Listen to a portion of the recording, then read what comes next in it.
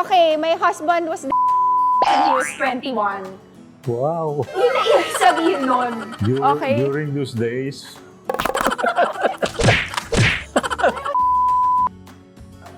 Hello guys, welcome to... wala kang magagawa. That's the parrot. Parrot! Parrot! Eggie! keep Quiet, quiet. Eggie! Eggie, we're taping here, Eggie.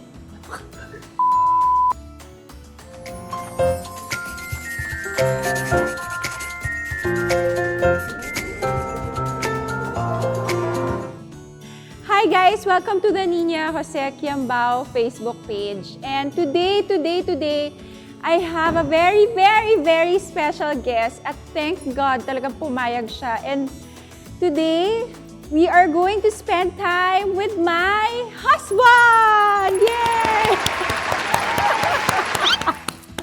And it's very rare occasion.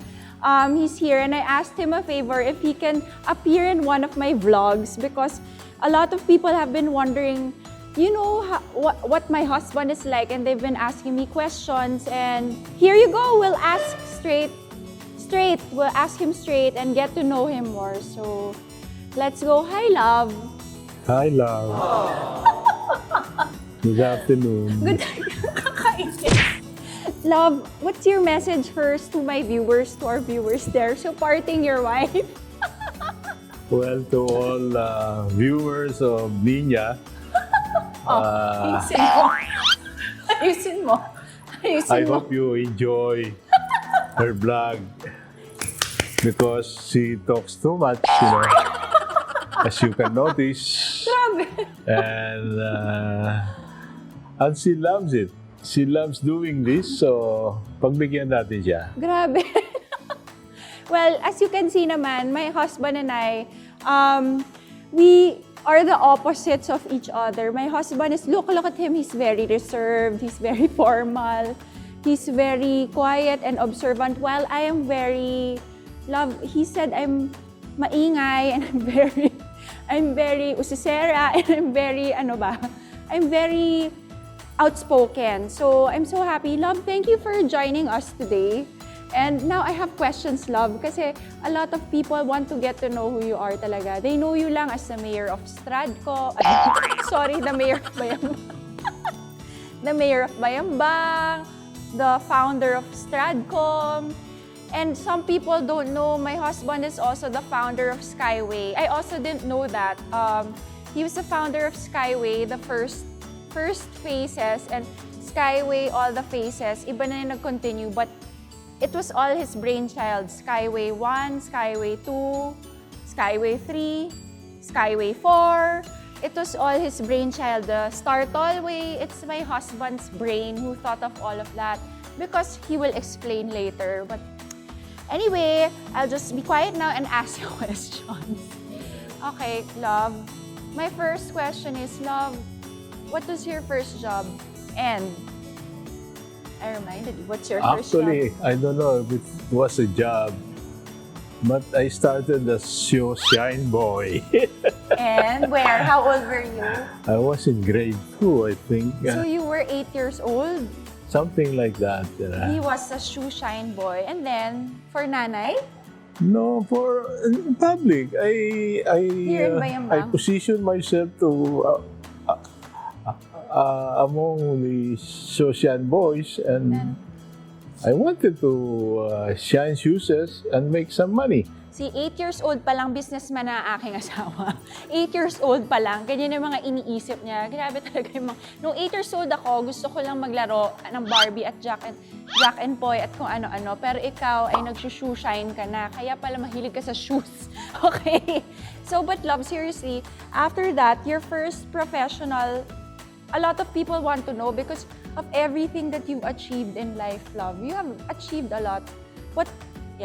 You have achieved a lot in this lifetime. What was your first talagang professional job? Well, my first job really was I was a messenger clerk. Yeah.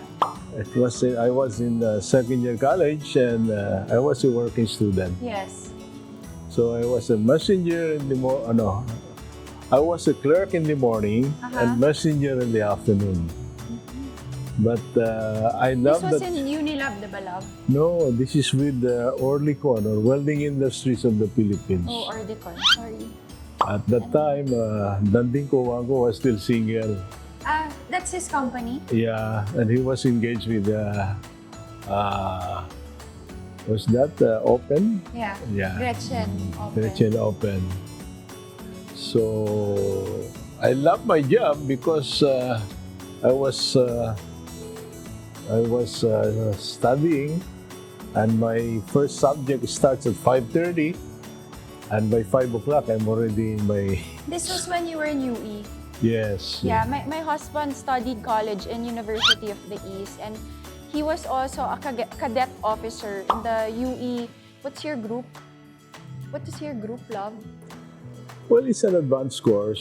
Yeah.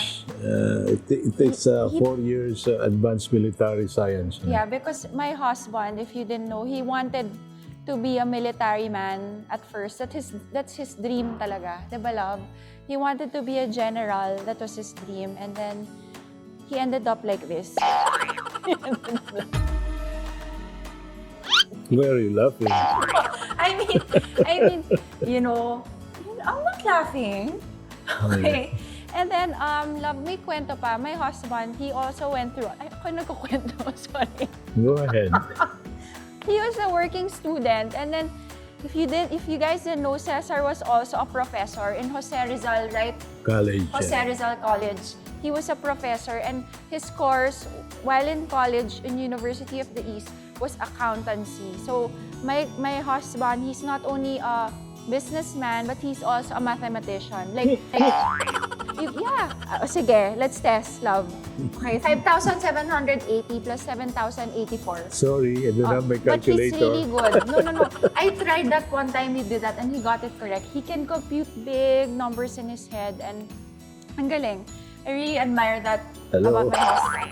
And then, why am I the one making kwento about your life? Love, what was your dream job when you were a kid? And did you always know that you wanted to be a businessman? No. Believe it or not, when I was in grade 2, I already imagined to be a general. Yeah nga, that's your dream eh. And Military man. when I was in high school, I came to realize that I wanted to be a successful businessman. When you were in high school? Yes. When you were high school? Yeah. Elementary to be general. When I was in high school, I You wanted to be a businessman. Then how come you still went on with your UE course and became a general whatever? I did not In that become. matatag. I did not UE become a matatag. general. You I did? went to an advanced ROTC course. Yeah, pero you And I told was a me. regimental commander Yeah. with the rank of cadet lieutenant colonel. Yeah. And then kwento mo, love, yung time na yon na may crossroad ka. It's either magpupursue ka dito. Kwento mo yon. Sige, ikaw na lang kaya magkwento lang. Ikaw may kwento. Well, when was that? Sometime in 1970. Aha. I was called by our commandant, and what do you call this? During those times, we were the most outstanding ROTC cadets for that year, 1970. Aha. And our commandant wants us to go to Australia to pursue our military courses. Yep. And we will be commissioned as second lieutenant going to Australia. And once we come back, we will be commissioned as first lieutenant. So it's a very fast promotion, you know, If you go to Australia. if we go to Australia. However, I was about to take my board examination when I was asked to go to Australia. Yeah. So that was my crossroad talaga. And Shall you I had take, appendicitis. Right? should I take the military option or take the board examination option? And I decided to take the board exam because I feel that I'm going to pass the board exam, Accountancy. to be a CPA. 1 week before that, I was hospitalized With appendicitis. with appendectomy. No? Yeah. And I was about to be operated the following morning. But I asked the doctor the night before na if possible to postpone the operation because I have my board examination. So the doctor said, okay, let's see, tomorrow morning you will go your test again, etc. And let's see. And surprisingly, I think it was a miracle Yeah. that it's gone. The appendicitis, hindi natuloy ang appendectomy. So the operation did not push through. So I was able to take my board exam and here I am. Yeah, you're here. What a I'm a very CPA. colorful life, We yes. call it Certified Public Alila. You know? Why? CPA, Alila. Pero that's such a hard course, love, you know. Me, di ba, my husband's always teaching me how to deal with numbers and stuff, and budget, and deal with mga ganyan. But, you know, I'm trying to learn. Love, I'm trying to learn. I'm trying to learn. Pag may nakita akong numbers, nahihilo ko. Honestly, nalilito ako. Parang, kailangan ko husband ko pagdating sa numbers kasi nalilito talaga ako. And, yun. So, love, my question is, di ba there was also an epiphany when you were like young, when you wrote in your paper sa school, na what you want to be when you grow up. And then your best friend, si Tito Mario, he said, I want to be a doctor. I think you were grade school this time, right? High school, fourth year, graduation. Okay. During those days, when you graduate in high school, our classmates, they have what you call slam book, Yeah. where they ask Autograph. each and everyone to fill up your name, address, birthday, etc., your hobby, and then your ambition. And I don't know, but I wrote something there that, Mario said, I want to be a doctor. The former governor, Amado T. Espino, is one of my husband's We were closest friends when they were young. we were called the Three Musketeers and the Three Kings of that class 1965. Yeah. Mario said, I want to be a doctor. He became a doctor, famous at that, for that matter. He was once the president of the, what you call this, Orthopedic Society of the Philippines. So Mario Herendilla. Then Amado, June, he said he wants to be a he wants to protect the country. And true enough, And he became a PNP. He became a soldier to protect and became a politician. So, in my case, I wrote something like, I want to be someone. you are someone. No, Someone, it can be anyone. You're someone. So, nagkatotoo. It's like an epiphany na nagkatotoo. Ako, love, believe it or not, when I was in high school, linagay ko yan eh. Meron din kami mga autograph book, whatever. Linagay ko, I want to be a UN ambassador. Like Audrey Hepburn. Because Audrey Hepburn is really my idol. Because she's a UN ambassador. And then, right now, or in my own little way, I think I'm trying to help others. Not having the title of being an ambassador, but siguro helping others, So parang, nagkakatotoo in a way. In a way. So, One thing I could share you is that I have been a jeepney driver also. Yes, he was nung college. College, After college, after school, I go home at around 9:30 to 10.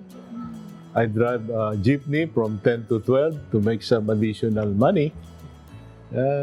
Exciting, Yes. So, you see, guys, my husband, he is what he is, but he started out in a humble place. And I believe that when you're humble, God will bring you to great heights. Because once you're humble, He can use you as His instrument to do things for Him. And that's exactly what's happened to my husband. No joke, not because he's my husband, but he's one of the most humble, most compassionate people that I've ever known. Like, Actually, ako nagugulat ako kasi up to now, nagugulat ako that my husband's stature is ganyan. A lot of people tell me na your husband is like this, ganyan. Ko, really? Hindi ko alam. Nagugulat na lang ako. And then, never kong na-feel sa kanya yon. Even when we met, never kong na-feel na ginabang niya kung ano siya, kung anong meron siya. And that is really, I'm very blessed. My husband is like that. Very mabait. Mabait ang asawa ko. So, love, let's go to the next question with our mahiwagang paper. Love, when did you first feel that you're really an adult? I think when you were young. Or, no, I think you don't feel like you're an adult. I would say, bahala kayo, but at the age of 21. Why? I know why. I know why. Okay. Okay. Stop it. Okay, my husband was when he was 21. Wow. Yun na ibig sabihin nun. Okay? During those days. Huh? Okay. Love, what would you say are the best years of your life? Honestly. 20s? 30s? When I became a mayor. Why? This is the best years of your life? Why? No, honestly, Because why? I have it. Sabi. Yeah. I have you. Okay. I became a mayor. It's a different career of my life. What And I makes think it different, love? How is it different? The public service and before, as a private citizen, how is it different? Well, as a mayor, I don't know with other mayors, I think I'm serving the people more than when I was in private sector. Why? Why, love? Why? What, di ba nga, what made you decide, a lot of your friends, you know, di ba, a lot of your friends, na-shock sila, everyone, na magme-mayor ka. What made you decide to run as mayor? Why? Why? I don't know, maybe situation. Maybe people calls it, there must be a calling for me to really, to run as a mayor. That's my question. How did you know you were being called to run? What was the sign? What was the sign for you? How? Why? How? Kasi totally changed eh. You were from Manila, you're there, your private life, and then biglang here ka na sa province, serving the people when at your age, love, you should be enjoying, but you are here. We are enjoying naman, but you know what I mean? Why? What was the sign? It's a long story. When I came back from Indonesia, Yeah. but that was, I left this town 1965 Yeah. when I went to college. Uh-huh. Then practically I came back in 1994. Uh-huh. Yeah, my husband is he lived for a while in Indonesia kasi that's where he had his first job, his first everything was in Indonesia. So I came back 94, and so my town is the same. Totally the same, nothing changed as in when you left. Very, very small changes, of course. And what do you call this? It's so disappointing because I have been outside the country and I saw a lot of places, Yeah. very progressive. And when I came back to this town, same. So, of course, our classmates, especially Mario, Mario has been telling me, let's do something to improve Bayambang, you know? Uh-huh. He even coined the word improve. The spelling pa nga is I-M-P-R-O-B, as in Bayambang, E. Improve. Improve. Improve. So, we came out with the program. We organized a big, grand reunion for all high schools Of Bayambang, your of classmates. Bayambang. Yeah. And we launched that and we were the sponsor. And that is where we have the theme, wherein we said, Bali ko, pawilan ko, arawan, tantulungan ko. Yeah. I don't know if you understand that. Yeah, my you explained to me town. before. I'll come back. I love it, my town. Then I will help my town. So this was our battle cry. Yeah. 94, 95. Uh-huh. That has been always the battle cry. So, come 2014. Sorry. When was that? 2008? 14? No. When is our 400 years? 14. 14. 2014. So, every year we have a celebration in this town. We call it Kalutan and Dalan, you know. It's a festival. Yeah. And people always, celebrate it by having a barbecue Grill. along the street. Then I was made the sponsor speaker in 2013. This time is quite, more people are participating. Uh-huh. Then I realized that next year, 2014, it will be the 400 years anniversary of this town. Let's do something different. Every year, sabi ko, kalutan na tayong kalutan. Wala naman tayong, Walang bearing. walang bearing. So let's do something different. Let's, So, ikaw nag-isip ng world record? of course, Ikaw pala, tinan niyo po ang brain ng 2013. aking asawa, pati ba naman ng mga This was- Guinness, siya na naman ang nag-isip. watch out. 2013. This was 1 year. So this was April 5, 2013. So I announced next year, 400 years anniversary ng bayan. We'll break a world record. Let's break a world record. Let's have the longest barbecue grill in the world. And it happened. And Did someone I make will it? donate a startup with 5 million pesos. If you have the record of that speech still, Who has the record of that I will speech? donate 5 million just to start breaking the record. Uh-huh. So, 1 year preparation. As a Yeah. matter of fact, I appointed Ayin Hi, Ate Ayen! Garcia Yes. to be the project officer, event manager for this occasion. Yes.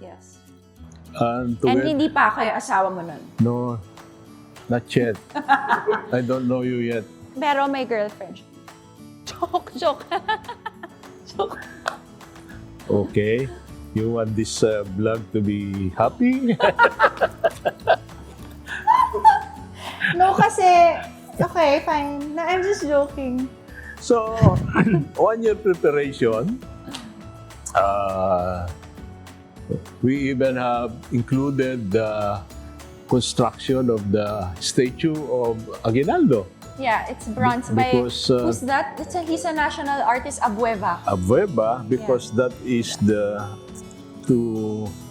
commemorate the establishment of Bayambang as the 5th capital of the Philippines. So Yeah. you can see the preparation. Then, what do you call this? What made you decide na to run as mayor? Wala pa, nothing. Not yet, I don't have a plan. Oh nga, and then? Can you wait?